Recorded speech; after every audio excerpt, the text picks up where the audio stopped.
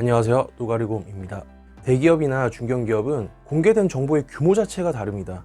건너 물어보면 내가 지원한 곳에 다니는 선배나 사람들에게 생생한 증언까지 들어볼 수 있습니다. 그런데 조소기업은 그렇지가 못해요. 그나마 기업 정보가 어느 정도 노출되어 있는 곳이라면 입사 지원하거나 면접 준비할 때 도움을 받을 수 있겠는데, 다수의 기업들은 실제로 들어가서 경험하기 전에는 어떤 회사인지 알 수가 없습니다.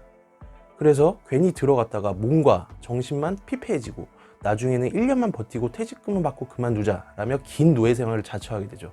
조소기업이 싫어도 어차피 90% 이상의 취준생은 조소기업에 갈 수밖에 없어요. 대기업과 공기업 TO가 그리 많지가 않거든요.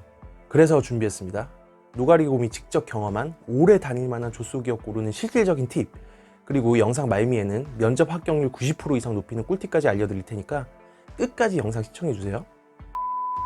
일반적으로 알려진 그나마 좋은 조소기업 고르는 팁들이 몇 개 있습니다. 재직자, 퇴사자들이 회사 평가한 거 보면 어느 정도 나오겠죠?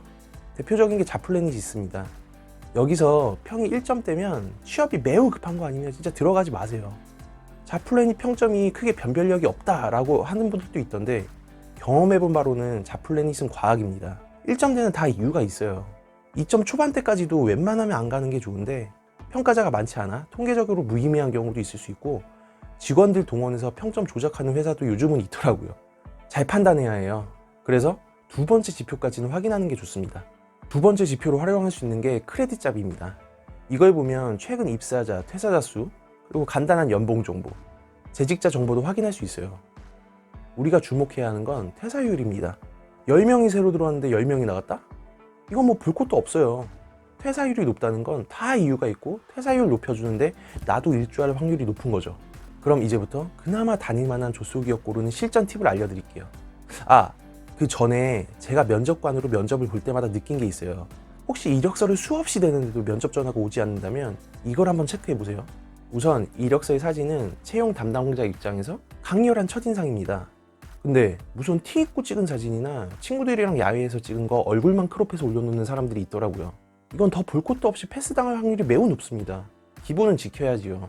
두 번째, 자기소개서나 이력서 작성을 너무 대충 하는 사람들이 있습니다. 자기소개서야 대기업 지원하는 것처럼 일일이 맞춰서 작성하는 게 어렵다 쳐도 기본적인 항목은 제대로 작성하세요. 그리고 입사 지원하는 회사 이름 정도는 제목이나 첫 줄에 넣어서 지원하세요. 눈에 띌 확률이 확 높아집니다. 대부분은 그냥 만능 자소서, 이력서나 딱 작성해놓고 막 뿌려버리니까요. 그럼 이제 본론입니다. 좋은 조소기업 고르는 실질적인 방법은 바로 일주일의 법칙입니다. 내가 원하는 직무에다가 나름 업력도 있고 괜찮은 회사 같아서 지원을 했는데, 다행히 면접 제의가 왔네요. 면접 90% 이상 확률로 합격하는 팁도 있는데 그건 영상 후반부에 알려드리도록 하겠습니다. 아무튼 다행히 면접까지 합격하고 채용이 확정됐어요. 근데 이게 한 번에 여러 군데 지원하다 보니까 면접 제의가 2군데 회사에서 더 온 겁니다. 그럼 안 간다고 하지 마시고 일단 면접 일자를 조정하세요. 일주일에서 2주일 단위로. 그리고 합격한 회사에 갑니다. 근데 가보니까 괜찮은 회사인 줄 알았는데 허구한 날 야근에 직장 상사 동료들은 수준 이하의 사람들이 많고 텃세도 부리네요. 일주일 정도만 다녀보세요. 센스 있게 눈 크게 뜨고 다니다 보면 그 회사의 병폐가 다 보입니다. 여기서 잘 판단하셔야 해요. 회사를 다녀본 적이 없는 초짜 신입사원은 이 회사가 다닐만한 회사인지 아닌지 잘 모를 수도 있습니다. 왜냐하면 애당초 파라다이스 같은 회사는 없거든요. 어디든 단점이 있습니다. 하지만 객관적으로 여긴 아니다 라는 판단이 선다면 일주일만 다니고 퇴사 통보하세요. 인수인계 할 것도 없고 그냥 나오시면 됩니다. 책임감이 없다라고 생각하지 마세요. 괜히 발목 묶여서 몇 년간 스트레스 받으면서 다니는 것보다 낫고, 회사 입장에서도 새로 뽑은 직원이 오히려 한두 달 다니다가 그만두는 것보다 훨씬 손해가 적습니다. 서로에게 좋은 겁니다. 그렇게 두 번째 회사를 가보고, 거기도 아니면 세 번째 회사를 가보세요. 근데 재수없게 거기까지 꽝이야. 그럼 다시 이력서 열심히 써야죠 뭐. 제가 아는 지인이 일주일의 법칙을 써서 지금 5년째 회사 잘 다니고 있습니다. 일주일 보름 간격으로 5군데 회사를 옮겼어요. 다행히 마지막에 잘 맞는 회사를 만났죠. 일주일의 법칙은 20대 후반이나 30대 초반이라면 큰 부담 없이 쓸 수 있는 스킬입니다. 근데 30대 후반이나 40대 초반이라면 조금 조심해서 써야겠죠. 아무래도 면접 컨택 기회 자체가 적을 수 있거든요. 다시 강조드릴게요. 몇 개월 마음고생하고 다니거나 발목 잡혀서 몇 년간을 죽지 못해 다니는 것보다 일주일의 판단으로 개중에 나온 조소기업을 선택할 수 있어요.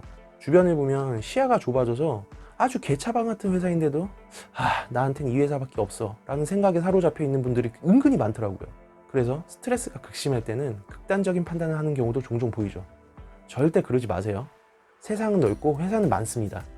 그럼 마지막으로 면접 합격률 90% 이상 높이는 방법을 알려드리겠습니다. 직접 경험한 거니까 믿고 따라해보세요. 대기업 면접은 스터디다 뭐다 해서 몇 개월간 준비하는 경우가 많아요. 근데 조소기업은 대충 면접 전날이나 면접날 인터넷 좀 끄적여서 뭐 하는 회사인지만 보고 가는 게 대부분이죠. 저는 면접이 잡히면 최소한의 기업 분석은 하고 갔습니다. 스왑 분석을 기초로 경쟁자들, 현재 시장 분석, 미래 전략, 현재 이 회사에서 부족하다고 생각하는 점, 잘하고 있는 점 정도는 정리해서 갔어요. 1시간, 길어도 2시간 정도만 투자하면 됩니다. 종이에 뽑아가기도 했었고 노트북이나 태블릿에 간단히 PPT로 만들어가기도 했어요. 면접 볼 때 물어보는 거 대답하고 어느 정도 틈이 생기거나 하고 싶은 말 하라고 하면 그때 옳다쿠나 하고 가방에서 노트북이나 태블릿을 꺼냅니다. 그리고 정리한 걸 쭉 말하면 설사 그게 엉터리라고 하더라도 면접관들 입꼬리가 씩 올라갑니다. 왜냐하면 여태까지 그렇게 성의를 가지고 면접에 임한 입사 지원자들이 없었거든요. 이렇게 하면 저 같은 경우는 100% 연락이 왔습니다. 합격했다고. 조소기업은 그냥 가는 게 아니라 골라서 가야 합니다. 대부분의 시간을 회사에서 보내게 되는데 최악인 회사 가면 우울증 걸려요 진짜. 혹시 사장님들 보고 계신가요? 나갈 테면 나가라. 새로운 사람 또 뽑으면 된다 라고 생각하시는 분들이 많으시던데 직원들이 다니고 싶은 회사를 먼저 고민해 보세요. 새로 뽑아서 좀 키워놨는데 퇴사 통보하고 이제 저 직원은 일이 좀 익은 것 같은데 또 퇴사하고 이러면 회사도 발전이 없습니다. 서로 손해예요 서로. 이상 다닐 만한 조소기업 고르는 실질적인 방법에 대해서 알아봤습니다. 요즘 회사들이 채용 규모를 줄이고 있어서 구직난이 심각하다는 소식을 많이 듣습니다. 구직 준비하시는 분들 부디 좋은 회사 고르셔서 취업 성공하시길 진심으로 바라겠습니다. 파이팅!